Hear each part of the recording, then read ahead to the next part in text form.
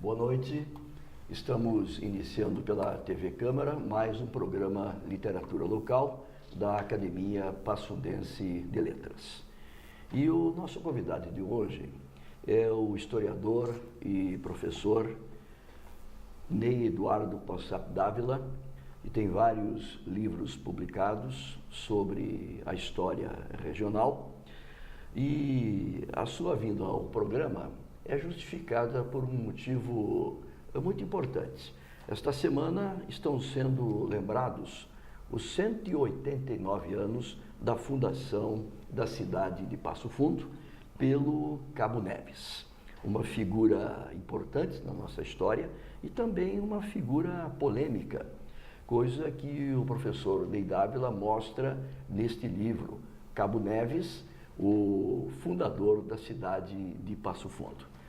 Ney, boa noite. Boa noite, professor Hernani.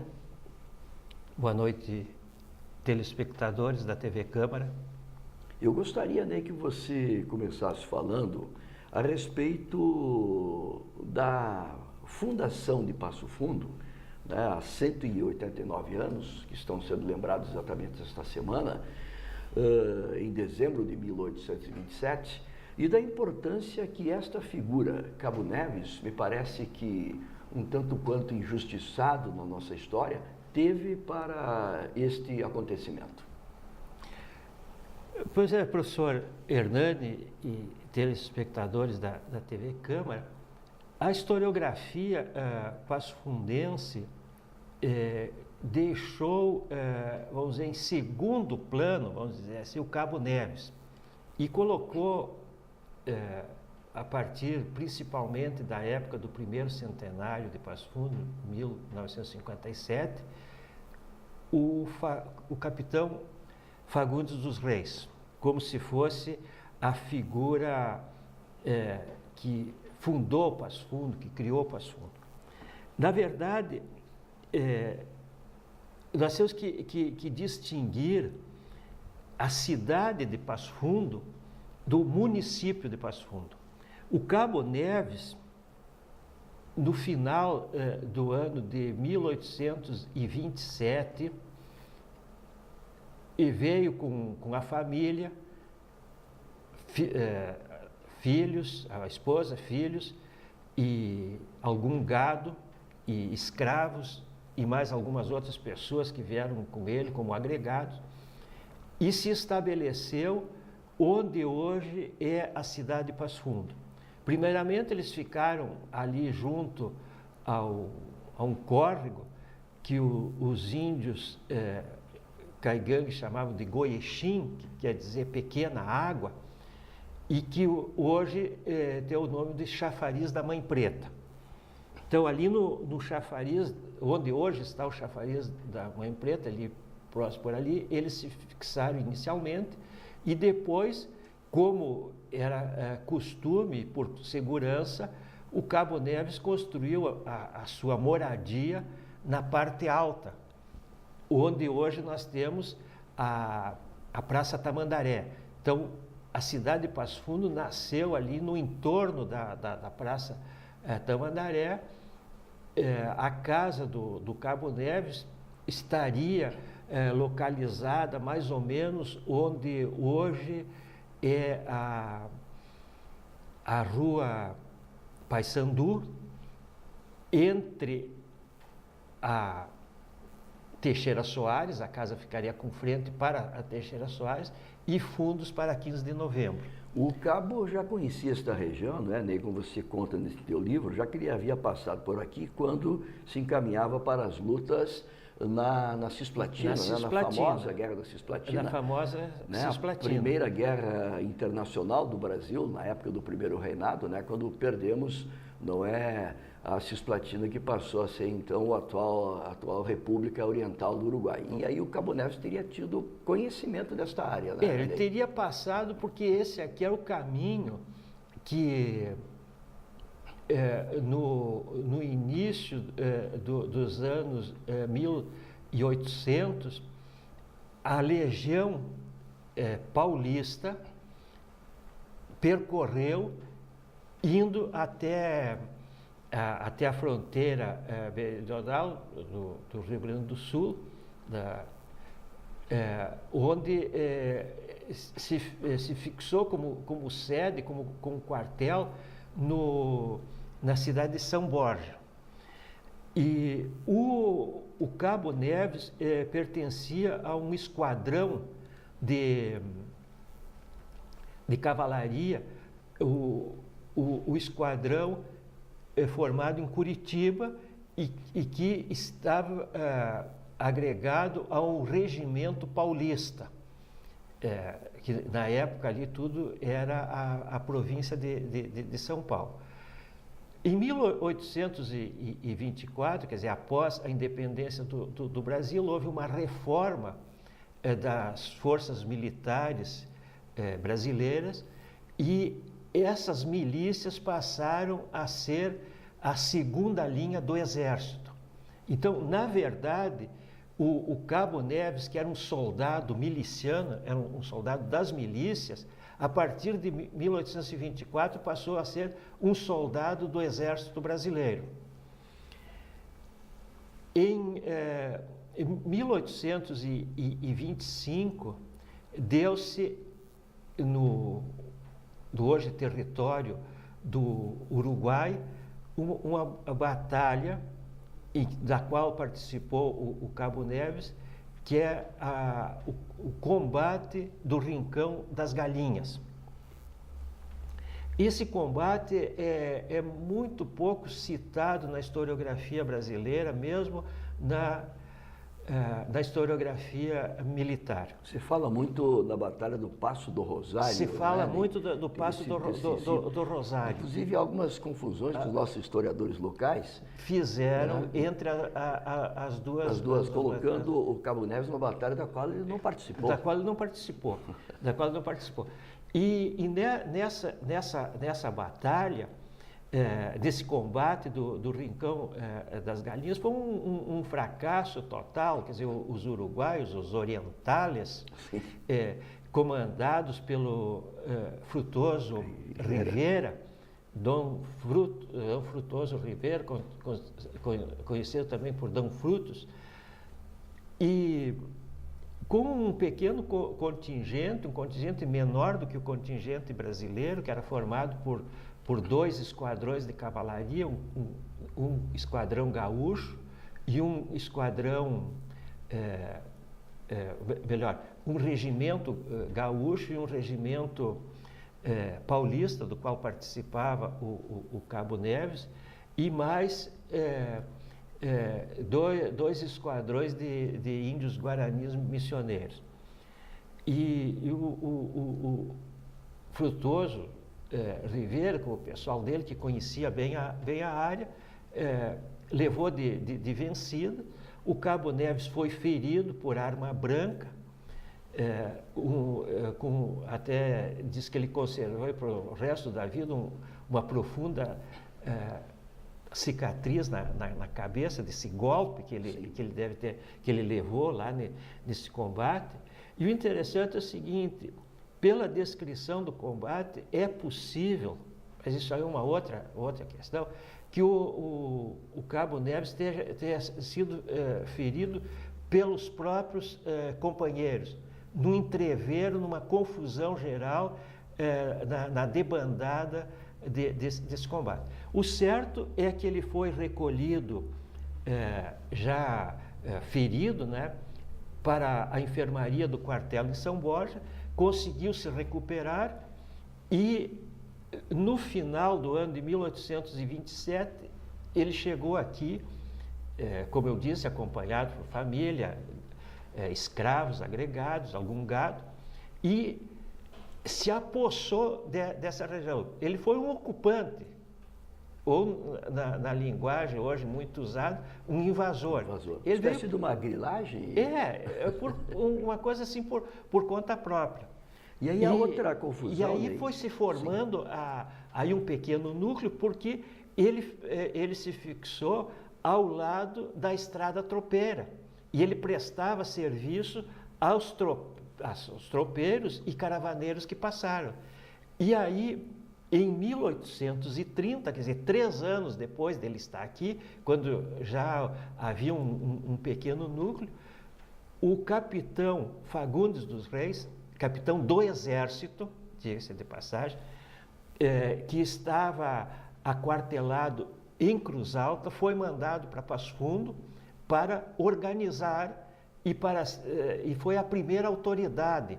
Ele veio como comissário, depois passou a inspetor, mais tarde foi eleito juiz de paz, e ele que organizou, mas como uma autoridade do Império. E ele, só pode ter sido ele, que orientou o Cabo Neves a fazer uma petição à comandância geral da fronteira, comandância militar da fronteira, para legalizar essa posse que ele tinha de fato, mas não de direito. E aí, no dia 30 de novembro de 1831, ele recebeu essa concessão assinada pelo comandante militar da fronteira sul, sediado em São Borja, uma concessão de uma porção de terra, de uma gleba de terra de 4 léguas no Alto Uruguai. Quer dizer, uma coisa muito indefinida. Quer dizer, vai lá saber lá a administração militar que estava lá em São Borja, onde é que tinha se metido esse tal de Cabo Neves. Tu também faz uma observação aqui, né, muito procedente, que é um disparate escrever que Manuel das Neves veio com o título de Sesmaria, assinado por Dom Pedro II, que na época devia estar com seus 4 anos de idade. Nem existia Dom Pedro II, existia um guri chamado Pedro de Alcântara com 4 anos de idade. Exatamente. Então, existem algumas coisas totalmente improcedentes com o que se vinha narrando a respeito do Cabo Neves e da ocupação da região. Sim, sim. Ele veio por conta própria e depois, como chegou aqui uma autoridade, e começou a botar a ordem. Então, em primeiro lugar, conseguir uma legalização, quer dizer, uma concessão dessa área, e depois, como nessa época havia uma junção entre Estado e Igreja, e a administração dessa época é muito confusa, porque tanto as autoridades eclesiásticas como as autoridades civis ordenavam coisas. Por exemplo, para uma povoação, para um núcleo habitacional, quer dizer, um núcleo, passar a usar o título de povoação e mais tarde ser vila e por aí adiante, precisava ter uma igreja. Nós temos que lembrar aos telespectadores que durante todo o Império nós tivemos aqui um Estado confessional. Confessional. Né? Adotamos a religião católica como oficial, daquele famoso regime do padroado. O padroado. Né? E aí se justifica sempre a necessidade de dar algo em termos patrimoniais para a igreja. Para a igreja. E aí, então, claro, o capitão Fagundes dos Reis deve ter orientado o Cabo Neves, e aí foi feita uma petição, assinada por 10 moradores. Então, na época já havia 10 moradores, mas 10 moradores não quer dizer 10 habitantes. Sim. Moradores era apenas o cabeça de casal proprietário. Quer dizer, não contava os agregados, não contava as mulheres, não contava os filhos e muito menos os escravos. Então, eram 10 moradores, quer dizer, na verdade, chefes de famílias alargadas, porque às vezes ele tinha irmãos, filhos e outras pessoas já casados juntos, mas só figurava ele. Então, esses 10 moradores assinam junto essa petição e o Cabo Neves faz uma promessa de doar uma parte da sua área para a igreja e construir a capela. Aí é construído um templo religioso que também isso aí é uma questão, assim, uma particularidade de Passo Fundo, porque normalmente o templo religioso era construído no núcleo, no centro da área povoada. Então teria que ter sido ali na Tamandaré, mas foi fora da cidade, foi construído fora da cidade, pode dizer, do núcleo administracional, da povoação. Já voltamos para conversar sobre isso e mais alguns temas, né? Vamos fazer um pequeno intervalo e dentro de instantes voltamos com o programa Literatura Local pela TV Câmara. Estamos de volta com o programa Literatura Local da Academia Passundense de Letras na TV Câmara. E hoje estamos conversando com o professor historiador Ney Dávila sobre o aniversário de fundação de Passo Fundo, que é lembrado esta semana, mais corretamente no dia 8, pelo menos é a data simbólica, não é, Ney? Porque não temos uma data definida, não é, da fundação. Não, porque como o Cabo Neves era analfabeto, vamos dizer, semi-analfabeto, não registrou o dia que chegou, nem se tem documento nenhum que registre esse dia. Só que, como ele escolheu para patrona desse lugar onde ele se estabeleceu e que inicialmente a intenção dele era uma fazenda e não uma cidade, quer dizer, ele fundou a cidade de Passo Fundo sem saber que estava fundando, ele fundou uma fazenda e que ele colocou sob a proteção de Nossa Senhora da Conceição. Bem, Nossa Senhora da Conceição é o santo do dia 8 de dezembro. Isso significa que, segundo a tradição seguida por ele, com certeza, que é a tradição portuguesa, de nominar os lugares e colocar os lugares sob a proteção do santo do dia ou um santo próximo daquele dia. Quer dizer, então ele chegou no dia 8, não deve ter sido, quer dizer, ou próximo do dia 8. Então, o dia 8 de dezembro, eu considero a data da fundação da cidade de Passo Fundo.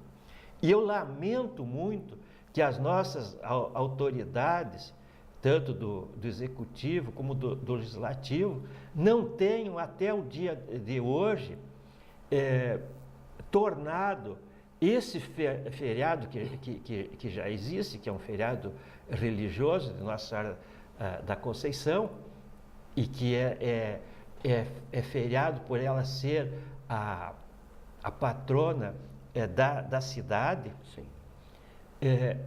Transformar isso também num feriado municipal, data da fundação da cidade, e comemorar essa data.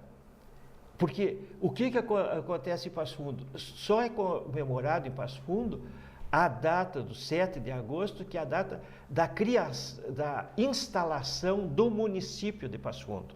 Que o município de Passo Fundo foi criado pela Lei Provincial 340, de 28 de janeiro de 1857. Mas essa lei só se efetivou e Passo Fundo só se tornou município, só teve a sua autonomia político-administrativa a partir do dia 7 de agosto, que foi o dia em que foi instalada a Câmara Municipal de Passo Fundo, e a partir desse dia, Passo Fundo fica autônomo, deixa de depender de Cruz Alta. Até o dia 7 de agosto, Passo Fundo pertencia ao município de Cruz Alta. Mas isso é o município. E esse município hoje comporta, além de Passo Fundo, cerca de 120 municípios, 119 municípios. Quer dizer, esse município foi fundado no dia 7 de agosto, hoje o município de Passo Fundo é um restinho desse município. Agora, a cidade de Passo Fundo, fundada pelo Cabo Neves no final do ano de 1827, cresceu, prosperou, e é o centro, o núcleo o polo de toda uma região. Então, a fundação da cidade de Passo Fundo é que deve também ser comemorada. E não é comemorada, não é lembrada. Ney, o médico Wassilis Cleary, escritor, certa vez disse o seguinte, que os verdadeiros heróis não aparecem nos livros. Sim. Eles fazem a história. Me parece o caso clássico do Cabo Neves. Sim. Por que o Cabo Neves merece o título de fundador da cidade de Passo Fundo? Por ele ter sido o primeiro a aqui chegar, ter ocupado esse território onde se formou a cidade de Passo Fundo, ter construído sua casa, suas instalações e ter atraído outras pessoas que aqui vieram se fixar. Ter recebido em 30 de novembro de 1831 a concessão oficial dessa área. Então, foi legalizada essa posse que ele tinha, que era uma posse só de fato, era uma espécie de uma invasão, uma ocupação. E, posterior a ter recebido essa área, ele doou uma parte dessa área para a Igreja Católica e contribuiu na construção do templo religioso, o que permitiu que Passo Fundo passasse a categoria de povoação, porque até aquele momento não existia aí veio o oficialmente. Aí veio o reconhecimento de povoação, sim, que depois passa a ser povoado, sede do distrito, que era o 4º distrito de Cruz Alta, e depois sede do município de Passo Fundo, um momento em que passa a categoria de vila. E mais tarde, em 10 de abril de 1891, é elevada à categoria de cidade. Aí passa a ser realmente ser cidade, o título de cidade. Agora, por que se diz a fundação da cidade em 1827? Porque é esse núcleo habitacional, esse núcleo de povoadores que dá origem à cidade. Então, apesar de não ter inicialmente o título de cidade, ali começa a se formar a cidade, que se forma ali em torno de onde hoje nós temos a Praça Tamandaré, e principalmente na Estrada das Tropas, que depois é chamada Rua do Comércio e hoje Avenida Brasil, no trecho entre a 15 de novembro e a 10 de abril, as atuais 15 de novembro e 10 de abril, e depois seguindo pela 10 de abril um pedaço da Lava Pés. Aí que vai nascendo a cidade de Passo Fundo. E o Boqueirão, que há toda uma história que a cidade se originou no Boqueirão, não se originou no Boqueirão. O Boqueirão era um potreiro natural, por isso esse nome de Boqueirão, onde os tropeiros que vinham da fronteira e iam para São Paulo, principalmente Sorocaba, o caminho da vacaria, né? O caminho da vacaria, usavam esse potreiro para as mulas pernoitar. Então, isso aí eu costumo dizer, os primeiros habitantes de Passo Fundo eram seres humanos que moravam em torno da Praça Tamandaré, e não as mulas que moravam no Boqueirão, que pernoitavam no Boqueirão. O Boqueirão, depois, mais tarde, ele é aberto, a Rua do Comércio é continuada, e aí desaparece esse potreiro, e ali é a continuação da Rua do Comércio, hoje Avenida Brasil, e isso aí explica aquela largura que a Avenida Brasil tinha tem até hoje, apesar que uma parte já foi ocupada, porque ali era uma área, como eu disse, um potreiro, onde os tropeiros usavam para pernoitar. Ney, por que o Cabo Neves foi preterido pelo Instituto Histórico Passo-Fundense, que escolheu como fundador, em 1957, né, Fagundes dos Reis? Às vésperas de 1857, o grupo de estudos históricos, que se converteu depois em Instituto Histórico de Passo Fundo, esse grupo que não era formado por historiadores, aliás, na época não havia ninguém formado em história em Passo Fundo, eram todos amadores, curiosos, e alguns que foram convocados por serem pessoas de expressão na sociedade passofundense, e lá resolveram, não levando em conta os fatos históricos e a historiografia que devia ter sido pesquisada, escolheram arbitrariamente o Fagundes dos Reis. É claro que o que deve ter... Em primeiro lugar, não iam dizer que Passo Fundo foi fundado por um simples soldado que tinha se transformado em cabo por não servir mais ao exército. Aliás, eles nem sabiam que ele era do exército, achavam que ele era da milícia. Tá.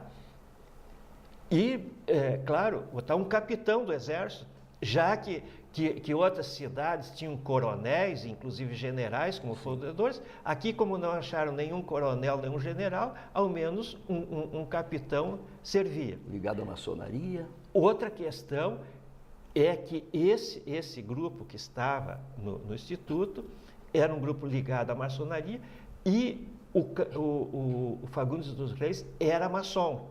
Então, claro, homenagear um maçom. E outra questão é que o Cabo Neves havia cometido, no pensamento de muitos deles, o erro de ter combatido os revoltosos farroupilhas no posto de capitão da Guarda Nacional. Aliás, aí há um outro erro que diz que ele foi promovido de cabo a capitão. Não foi promovido de cabo a capitão porque os oficiais da Guarda Nacional recebiam o posto de acordo com suas posses e sua posição na sociedade. Inclusive, por exemplo, o outro que foi capitão e que é pouco lembrado na história de Passo Fundo também, que é o capitão Araújo, que nem soldado tinha sido antes e recebeu o posto de capitão. Então, o Cabo Neves, no posto de capitão da Guarda Nacional, junto com o capitão Araújo, combateram os revoltosos farroupilhas. Até porque esta região ficou sempre fiel ao Império, né, Ney? Essa região sempre foi anti-farroupilha, anti-revoltosa, foi sempre conservadora, pró-império e legalista. Principalmente porque o pessoal que estava aqui eram paulistas. O Cabo Neves era paulista da comarca de Curitiba, o capitão Araújo era paulista de Sorocaba, e todas as principais figuras aqui eram paulistas. O próprio Fagundes dos Reis era paulista, da comarca de Curitiba. E então, quer dizer, essas questões, uma vamos dizer, de honra militar, e outra a questão maçônica, e outra a questão farroupilha, de achar que todos os gaúchos eram farroupilhas. Aliás, que é o discurso que ainda predomina. É o discurso que ainda predomina, que todos eram farroupilhas, e quem não era farroupilha era um traidor. Então, claro, aí o Cabo Neves foi excluído.